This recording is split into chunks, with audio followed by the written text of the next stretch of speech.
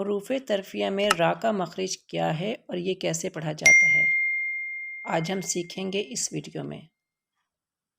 آپ دیکھ رہے ہیں ہمارا چینل تجوید القرآن ود عائش۔ السلام علیکم ورحمۃ اللہ وبرکاتہ۔ رب اشرح لی صدری ویسر لی امری واحلل عقدۃ من لسانی یفقہوا قولی۔ رب زدنی علما، رب زدنی علما، رب زدنی علما، آمین یا رب العالمین۔ آپ نے لاسٹ ویڈیو میں حروف ترفیع میں سے نون کے مخرج کو سیکھا۔ اگر ابھی تک آپ نے وہ ویڈیو نہیں دیکھی تو اس کا لنک لاسٹ میں دیا جا رہا ہے، وہ ویڈیو شروع سے آخر تک ضرور دیکھیں تاکہ آپ نون کے مخرج کو اچھی طرح سے سمجھ سکیں۔ آج اس ویڈیو میں آپ کو بہت آسان الفاظ میں را کا مخرج سمجھاؤں گی انشاءاللہ تعالی۔ را کے مخرج کو اچھی طرح سمجھنا بہت ہی ضروری ہے۔ جیسے کہ میں نے آپ کو بتایا تھا کہ حروف تہجی کے کل 29 حروف ہیں۔ ان میں سے 7 حروف حروف مستعلیہ ہیں، یعنی کہ موٹے پڑھے جانے والے، اور باقی حروف 3 ایسے ہیں جو کہ کبھی موٹے اور کبھی باریک پڑھے جاتے ہیں، یعنی کہ شبہ مستعلیہ۔ یعنی کہ وہ مستعلیہ یعنی کہ موٹے تو نہیں ہیں، لیکن ان کو کبھی موٹا پڑھا جاتا ہے اور کبھی باریک پڑھا جاتا ہے، اور را بھی ان 3 حروف میں سے ہی ہے۔ را کے بارے میں کچھ باتیں بتا دوں، ان کو آپ نوٹ کر لیں۔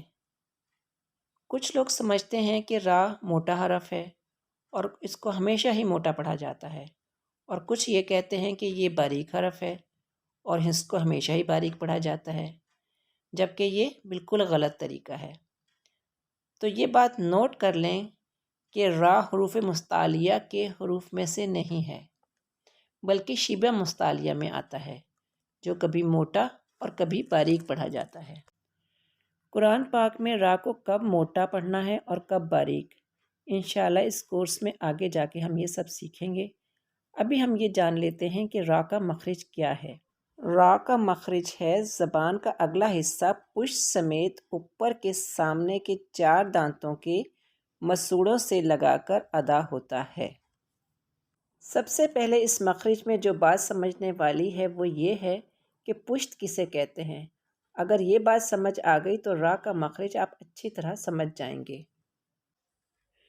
پشت ہم کہتے ہیں پچھلے حصے کو، یعنی کہ ہماری باڈی، ہمارے جسم کے پچھلا والا جو حصہ ہے جہاں پہ ریڑھ کی ہڈی ہوتی ہے وہ ہماری باڈی کی پشت ہے۔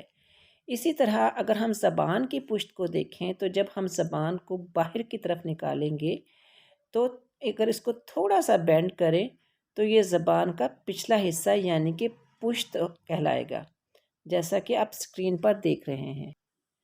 یعنی کہ نوک کے بالکل ساتھ والا پچھلا حصہ اوپر کے 4 دانتوں کے مسوڑوں سے لگا کر را ادا ہوتا ہے۔ تو ہم اب تھوڑا سا را کی پریکٹس کر لیتے ہیں۔ جب آپ اس کو پڑھیں گے تو آپ اس کو محسوس ہوگا آپ کو کہ زبان کا پچھلا حصہ تھوڑا سا فولڈ ہو کر اوپر والے مسوڑوں سے لگتا ہے۔ تو ادائیگی کرتے ہیں۔ را را را۔ آئے ہم اور مشق کرتے ہیں، لیکن اس سے پہلے جیسے کہ میں نے آپ کو بتایا کہ را کبھی موٹا اور کبھی باریک پڑھا جاتا ہے، تو اس بات کو ذہن میں رکھیے گا۔ را کو موٹا اور باریک پڑھنے کے کچھ قواعد ہیں اور ہم انشاءاللہ آگے جا کر ان کو پڑھیں گے۔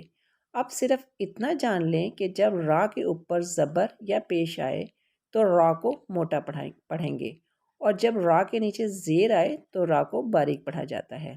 مشق کر لیتے ہیں۔ را زبر را، را پیش رو، را زیر ری۔ آپ نے دیکھا کہ جب را کے اوپر زبر آیا تو ہم نے اسے موٹا پڑھا، جیسے را زبر را، را پیش رو۔ را پہ پیش آیا تو اسے بھی ہم نے موٹا پڑھا۔ اس کے ساتھ را کے نیچے جب زیر آیا تو ہم نے اس کو پڑھا را زیر ری، را رو ری۔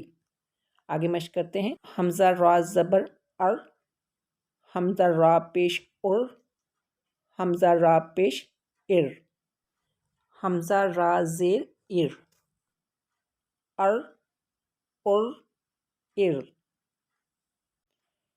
اسی طرح سے اگر را پر شد ہو، یعنی کہ را اگر مشدد ہو تو اس کو کیسے پڑھیں گے؟ جیسے کہ بسم اللہ الرحمن الرحیم، الرحمن الرحیم، یعنی کہ را کے اوپر شد ہے اور اس کے اوپر زبر ہے تو وہ دونوں را موٹی پڑھی جائیں گی۔ جب را کے اوپر شد ہو اور اس کے اوپر جو حرکت ہو را اسی کے اکارڈنگ پڑھی جاتی ہے۔ امید ہے آپ کو را کا قاعدہ سمجھ آ گیا ہوگا۔ اگر آپ کو ویڈیو پسند آئی ہو تو اپنے دینی بہن بھائیوں میں اس کو ضرور شیئر کریں تاکہ آپ دنیا اور آخرت کی تمام بھلائیاں سمیٹ سکیں۔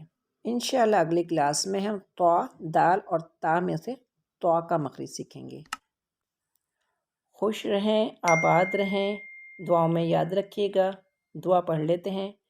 سبحانک اللہم و بحمدک اشہد ان لا الہ الا انت استغفرک و اتوب الیک۔ السلام علیکم ورحمۃ اللہ وبرکاتہ۔